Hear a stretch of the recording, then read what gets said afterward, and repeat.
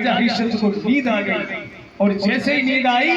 तो तारा रानी वहां से उठ के और तुरंत रुक के घर की ओर चलती, और जहां जागरण हो रहा था वहां जागरण में पहुंच गई। जैसे ही राजा हरिश्चंद्र की नींद खुली तो उसने देखा कि रानी नहीं है, तो उसने सोचा जाएगी कहां, वहीं गई होगी जागरण। जैसे ही वहां पे हरिश्चंद्र भी क्रोध से आग बबूला होकर पहुंचा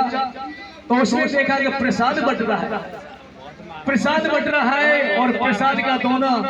तारा रानी ने भी अपने हाथ में ले रखा है।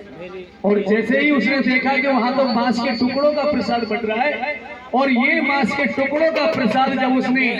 तारा रानी के हाथ में देखा तो आज इस क्रोध में पागल राजा हरिश्चंद्र ने जैसे ही उसके हाथ में ऐसे हाथ मारा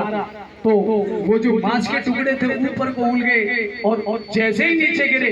तो ये 5 प्रकार की मेवा बनी।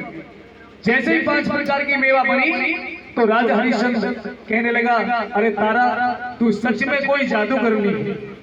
तू सच में कोई जादूगरनी है। मैंने तेरे हाथ में भी मांस के टुकड़ों का प्रसाद देखा था, तो ये 5 प्रकार की मेवा कैसे बन गई। तो जब ये बात कही तो रानी तारा कहने लगी, राजन मैं जादूगरनी नहीं हूँ, जादूगरनी मैं नहीं हूँ, ये मेरी माँ जादूगरनी है, ये इसकी कृपा है। तो जब ये बात कही कि ये मेरी माँ जादूगरनी है तो राजा हरिश्चंद्र तो क्रोध में वैसे ही पागल है। उसने क्रोध में जिस घोड़े पर चढ़ के गया था उस घोड़े की गर्दन तलवार से काट दी, और जैसे तलवार काटी तलवार से गर्दन काटी और कहा कि अब इस घोड़े को जिंदा करा, अगर तू इस घोड़े को जिंदा करा देगी तो मैं समझ लूंगा तेरी माँ के अंदर शक्ति है, तेरी माँ जादूगरनी है। तो देखिए मेहरबानों, आज इस महामाई का अंश तारा रानी के अंदर आ गया, और वो महामाई तारा रानी के रूप में आज राजा हरिश्चंद्र से कहने लगे, राजन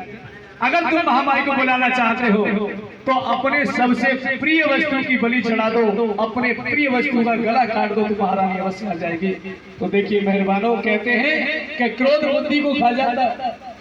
आज क्रोध में पागल राजा हरिश्चंद्र ने